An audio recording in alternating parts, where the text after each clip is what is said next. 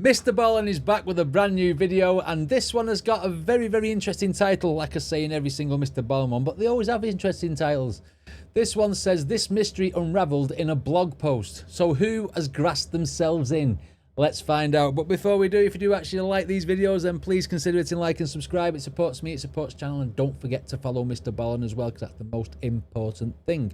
Right, okay, Mr. Ballen, let's see who's grasped themselves in with a blog post. Let's go. Today's story is about a fiction writer who used her own life as inspiration for her books. Okay. However, as she would find out, some stories are better left untold. But before we get into today's story, if you're a fan of the strange, dark, and mysterious delivered in story format, then you come to the right place, because that's all we do, and we upload 2, 3, even 4 times every week. So if that's of interest to you, please replace the like button's coffee creamer with white paint. Also, please subscribe to our channel and turn on all notifications so you don't miss any of our weekly uploads. Okay, let's get into today's story. Okay, inspired by. Let's see who's grasping themselves in.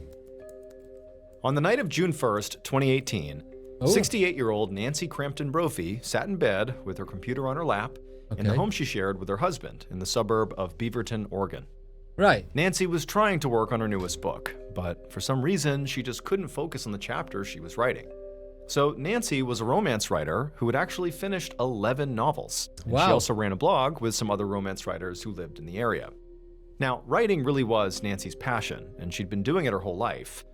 But despite that, she really had not made any real money from writing. That's She'd never gotten sad, a legitimate publisher to buy one of her books. So those 11 novels she did, well, they had to be self-published and basically had to be free online for anybody to read them. Yeah. And so, in order to keep on writing, she had to have a day job to pay the bills. Of course. In the past, she'd run a catering company, but now she worked for Medicare. However, despite not having made it big, at least not financially as a writer yet, it didn't deter Nancy. I mean, she was totally motivated to keep on writing. I mean, that's sounding funny, right? In 2018, we definitely had YouTube. Why didn't she just like tell her stories on YouTube and then get monetized? That would have been a better way of doing it, wouldn't it? You know what I mean? In 2018, YouTube, but when did YouTube get founded? It was like 2005, wasn't it? So it'd been going 13 years then. So she should have got monetized on YouTube and sorted that out. It didn't deter Nancy. I mean, she was totally motivated to keep on writing because she believed that, you know, the next thing she wrote was going to be the thing that finally made her a bestseller and made her famous and financially stable on her writing. However, tonight, Nancy just felt completely stuck. She could not think of what to write next. Okay. So she leaned back into her pillow and just thought about what her character was going through and tried to think if she'd ever gone through anything similar that might inspire, you know, what would need to happen next in the story. Right.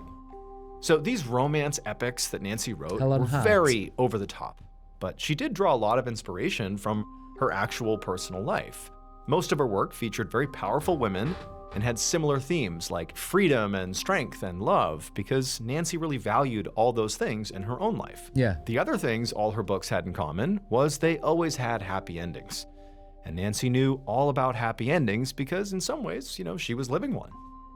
Nancy and her husband, Dan Brophy, had been married for almost 25 years. Right. They had both been married before, and Dan actually had a son and granddaughter from his first marriage. Do you know what I don't like about Dan here in this picture? It's not his horrible shirt, and it's not Nancy's horrible shirt. Why do people wear watches upside down on the wrist? I had to point that out. I mean, why? Why would you have your... You know what I mean? Why do people put the watches there?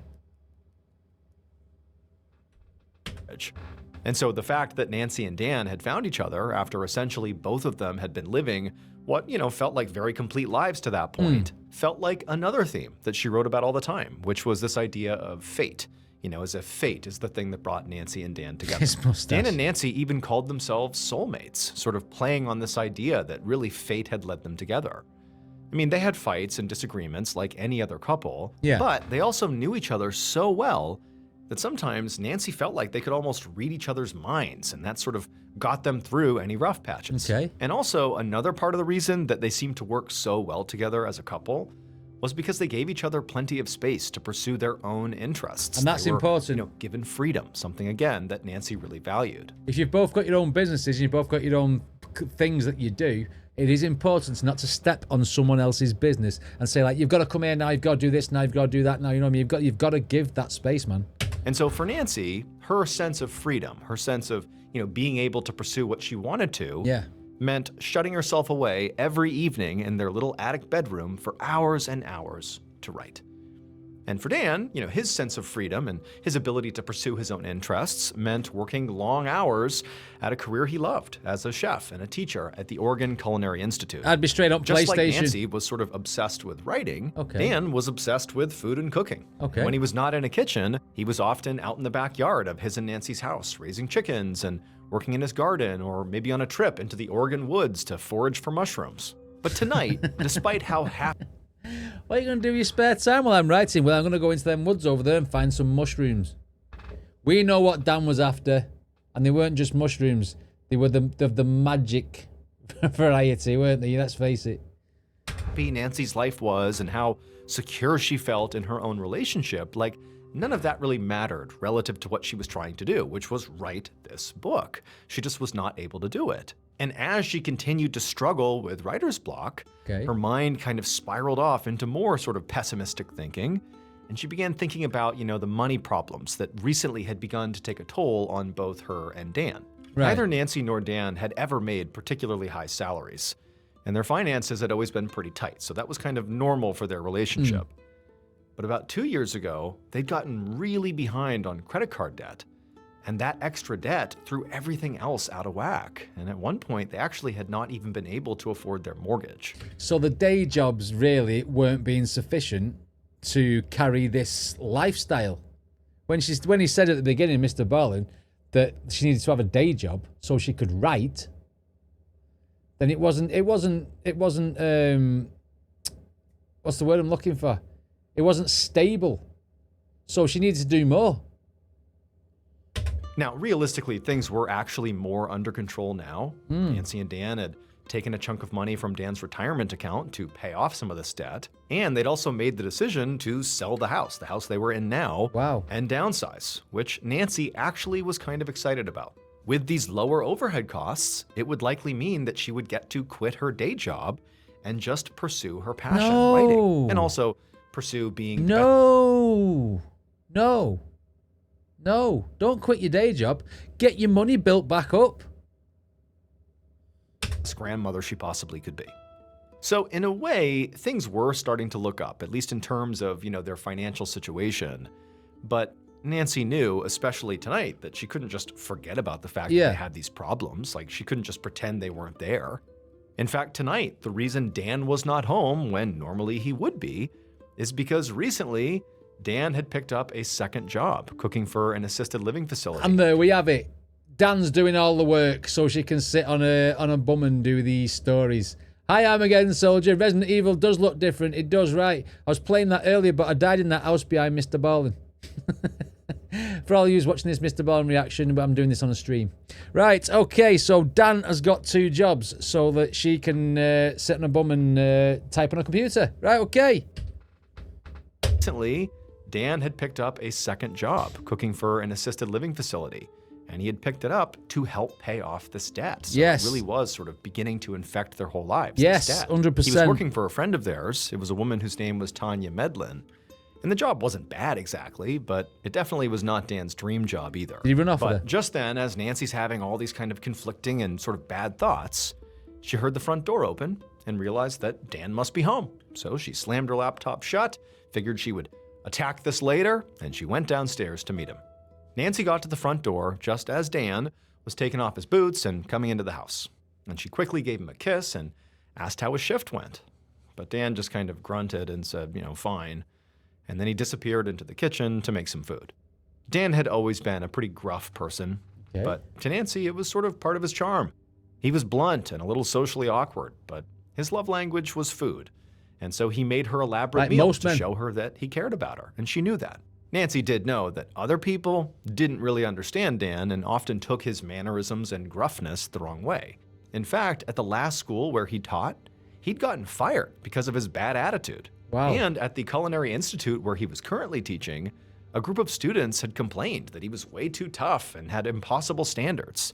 Oh, Now, Nancy did worry about this. I mean, she understood Dan, she knew what he was like.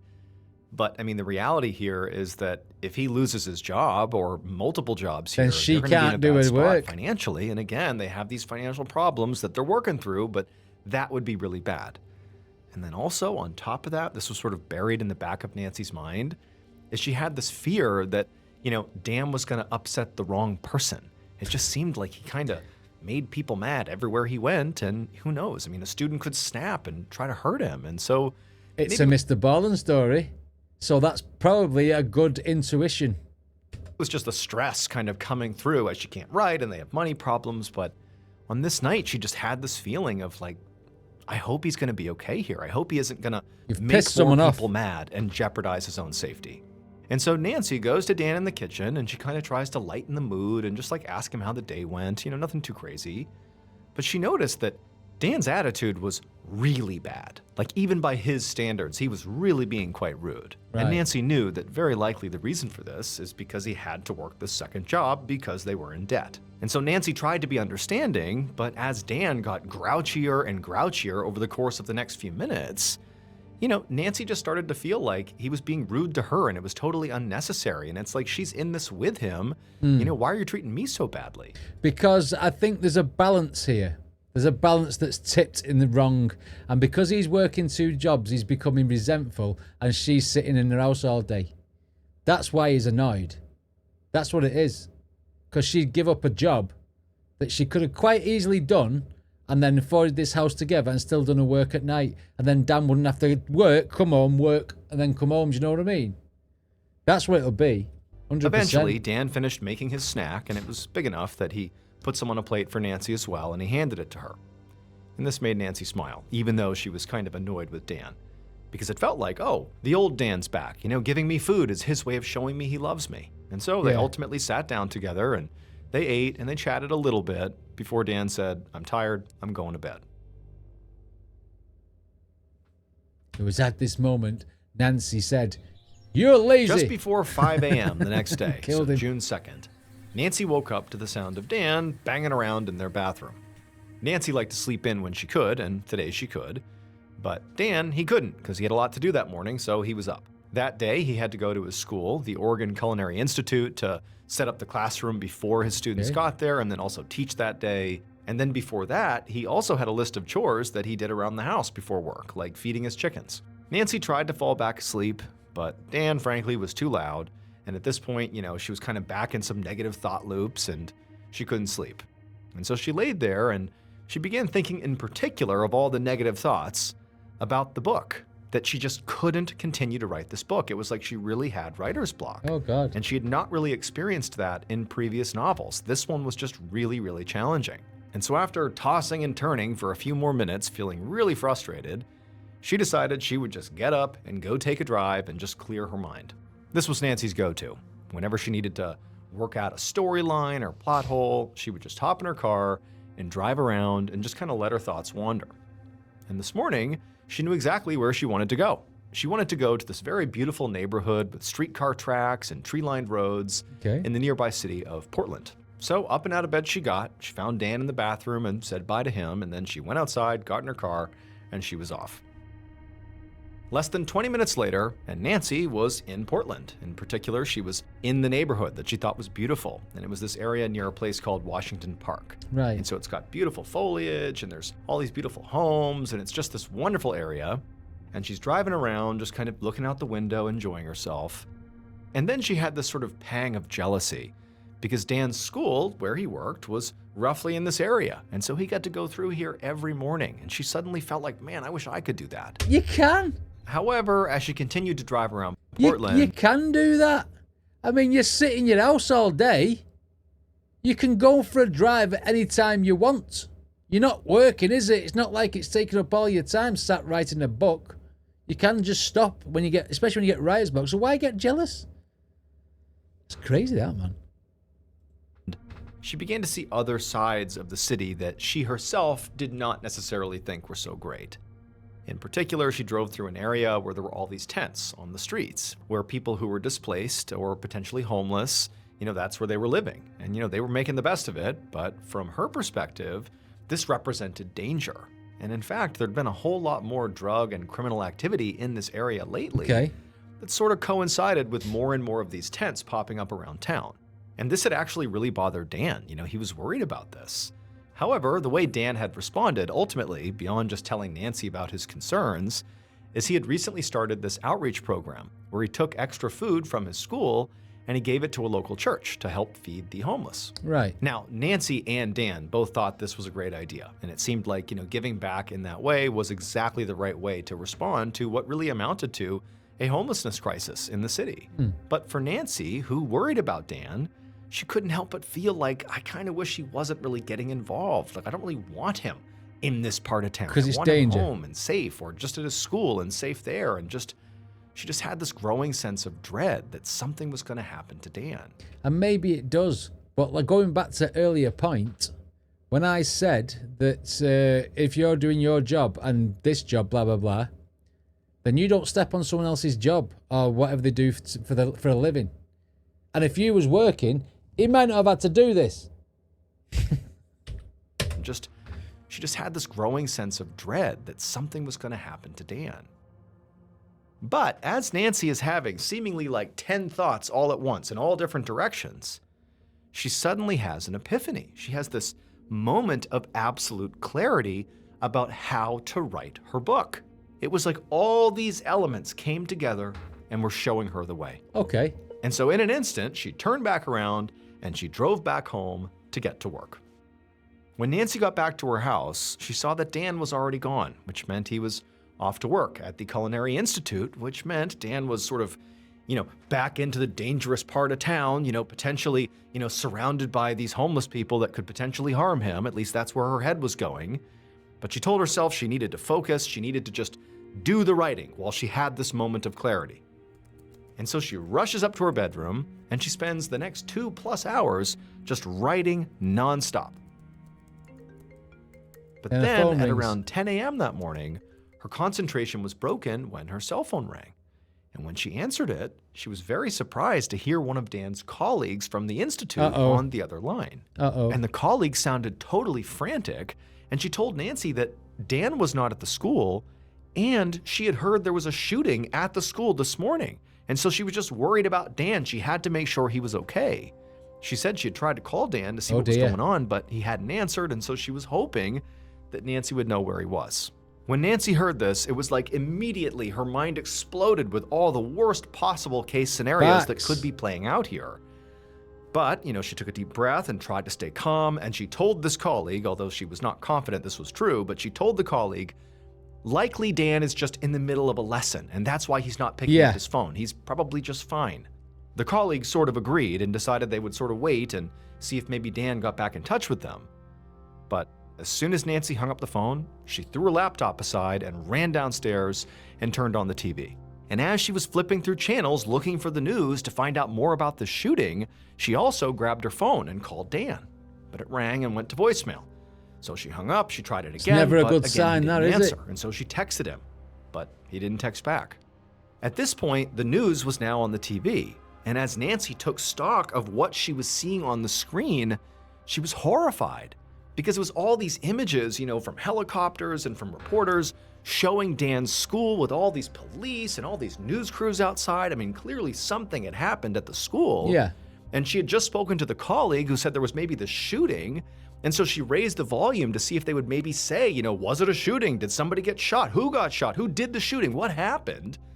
But nobody was saying anything that clarified it, just that something had happened at the school. Right. And so at this point, Nancy couldn't wait any longer. She grabbed her keys, rushed out to her car, and she sped towards Dan's school.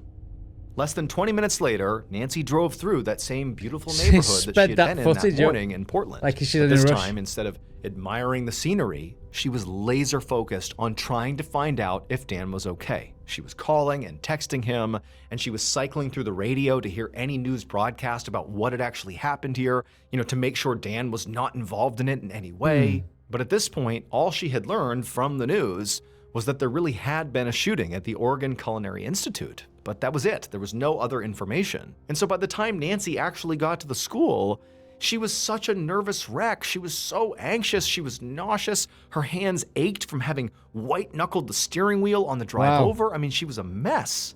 As Nancy looked around, all she saw was this sea of police officers and other first responders, and all this crime scene tape had been put out, and all these reporters. I mean, it was total madness. But in the chaos, and despite her anxiety, Nancy was able to identify a couple of people in this big crowd that she recognized. Okay. They were colleagues of Dan's. And so she rushed over to them to ask them questions about where her husband was, what's going on. But as she ran up some stairs to get over to these other colleagues, they saw her coming, and all of them just kind of looked away. Oh, God. They couldn't look her in the eye. You know why that Nancy is, don't didn't know what to do, but clearly picked up on the signal, and so instead of talking to them, she turned course and went to the nearest police officer, and she said, "My name is Nancy Crampton Brophy. Dan Brophy is my husband. He works here. I can't get in touch with him. Is he okay?" And as soon as she said this, the officers told her to just wait right here. They'll be right back. And then Nancy, she's standing there as these officers back of an leave, ambulance, dead. and they come back with these two other men who are wearing dark suits, and those men walk up to her, Coroners. and they introduce themselves, and they say, "Nancy, we're homicide detectives." Oh, and that her husband, Dan Brophy, was the man who was shot on campus. And he's that he was obviously dead. dead. Wow. But this is a Mr. Ballen video, and there's going to be some sort of twist to do with her computer, isn't there? Because it says it's about a blog or a vlog or something, wasn't it? Mr. having a blog post. The next few days went by in a blur for Nancy. My Facebook friends and family, I've sad news to relate. My husband, best friend, chief, who was killed yesterday morning. For those who were close to me, okay. Okay, candle, yeah, okay. See, she spent basically half her time crying and grieving, and the other half being the person that was sort of in charge of delivering the bad news to friends and colleagues and family about what had happened to Dan. And the reality was, what happened to Dan was still very much up in the air. I mean, the only thing detectives knew at this point was that Dan had been found dead by his students in the kitchen after being shot twice, and that's what killed him.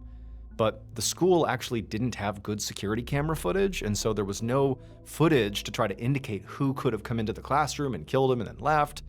It was like they didn't really have any good leads, they didn't have any good evidence, and in many ways, it was just this big mystery that didn't appear like it was going to get solved anytime soon. Now, Nancy certainly had her own theory. I mean, she felt like she knew Dan rubbed people the wrong way, and she always had this kind of, basic concern that he was going to make the wrong person mad and they were going to just snap and hurt him someday. And don't be blunt with people. You know what I mean? Treat people nicely unless they're bad with you. End of story. But then again, people should have the grey matter to, not kill people. You know what I mean? That was definitely a worst case scenario, but here she is. Her husband's been killed. He's been shot to death. And so that's what she thought had happened. Maybe it was a student who went crazy and snapped and killed him, or the fact that there was this, burgeoning homeless crisis in Portland, and that he was often, or at least recently, interacting with homeless people, and she kind of equated that to being in danger due to the rising drug and criminal activity that was popping up in Portland. Maybe. And so she had this theory that, basically he had rubbed shoulders with the wrong people, and they had killed him over it. She had no way to prove it, but that's what she thought. Yeah. But instead of really dwelling on what happened to her husband, the reality is over the couple of months following her husband's death, Nancy's life basically fell apart. She wasn't able to focus on anything. It was like her mind had gone blank. It was so traumatic what had happened to her. Okay. And so as a result, she couldn't write, so she didn't do any writing. And she also couldn't work. She had to quit her day job because she just could not concentrate on anything. Eventually, Nancy did decide that she would go through and try to sell the house, basically do the plan that she and Dan had thought of to sell it and downsize to get rid of some of this debt. They hadn't actually done that yet. But then she discovered her name was not actually on the deed to the Oh, house. shoot. And so she couldn't sell it because it technically really wasn't hers. Oh, that's a predicament, And isn't so it? now the bank was likely going to foreclose on it because she couldn't. That's a predicament, isn't it? Oh my God, the bank's going to take her house off her, and she's got no money and no job. I hope he had a will. It technically really wasn't hers. And so now the bank was likely going to foreclose on it because she couldn't afford it. And so again, Nancy's life is just completely upside down. She's totally in debt. She's facing financial ruin. Her husband's been killed. The police have no suspects, no leads. It seems like the case is just going to go cold. Wow. And so Nancy just didn't even know what to do. I mean, she was surrounded by friends and family that were there to support her, but there was nothing that anybody could reasonably do to lift her out of this horrible situation she was in. Fast forward to September 5th. So 2 months after Dan had been killed. Right. And Nancy was on her way back to her house, the house that she still couldn't sell, and she had by this point sold a lot of stuff inside of the house just to pay the bills. And she still wasn't working, and she had tried writing a little bit, but still it was like her mind was just blank at this point from all the trauma. And she's on her way home from some errands, and she pulls into the driveway, and as she gets out of her car, she hears another car pull in behind her, and she turns and she sees it's a police cruiser. Now, she had had several interactions with police pretty much immediately following the death of her husband, but for the most part, she didn't really see police officers all that often. And so these two detectives get out of the vehicle and they walk up to Nancy. And so Nancy, she's looking at them expectantly, like clearly this has to do with Dan. Why else would you be here?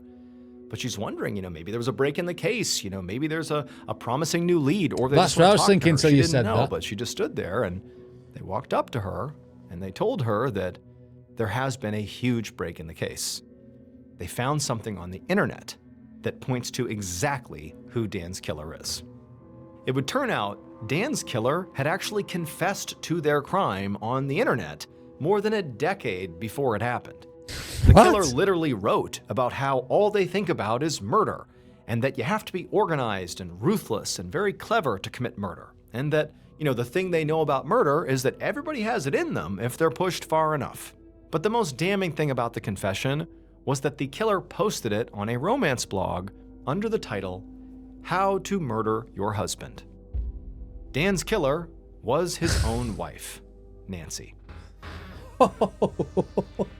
After What? What?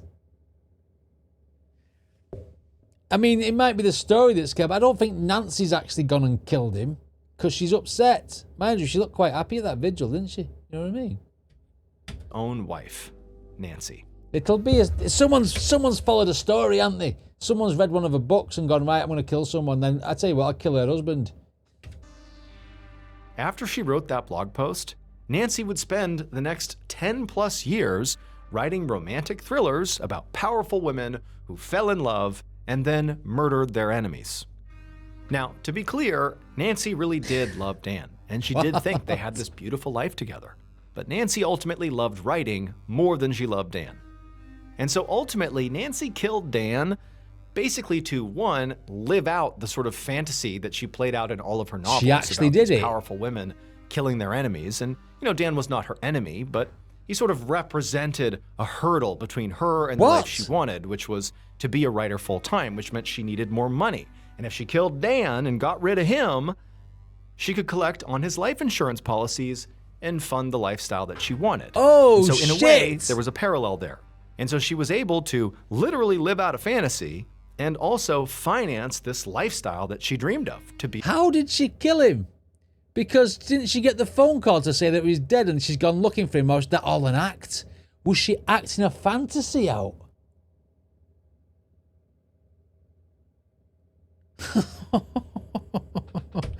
What a twisted cow if that's right. Literally live out a fantasy and also finance this lifestyle that she dreamed of to be a writer. And so on that day that Nancy was driving around Portland, clearing her mind to think about what she was going to write, she really was doing that. But then she realized her big solve was just go shoot Dan to death in his school and all your problems are solved. But because Nancy had done all this writing in the years leading up to the crime about how to kill your husband, that was a central theme in a lot of her writing, it made her look really suspicious, and they brought that to Nancy, and quickly, her story fell apart, and she was found guilty. Nancy was ultimately sentenced to life in prison for the murder. Shit. Oh, shit. Thank you so much. People will do crazy things to get out of debt. People will do crazy things to follow their own selfish dreams, it seems. I mean, we're all there thinking it's all innocent and she's frantic looking for him, but it's all a freaking act. She did look a bit like, oh, look at all these people here, all here for me, because my husband's been killed in that vigil. When they're all the flowers are in the middle, she was like, that's what she was doing. That's what she was doing. Wow, no way. Who needs enemies when you got people like that in your life? Jesus Christ, Nancy. You've got a dark side. Anyway, what did you guys think? Let me know in the comments.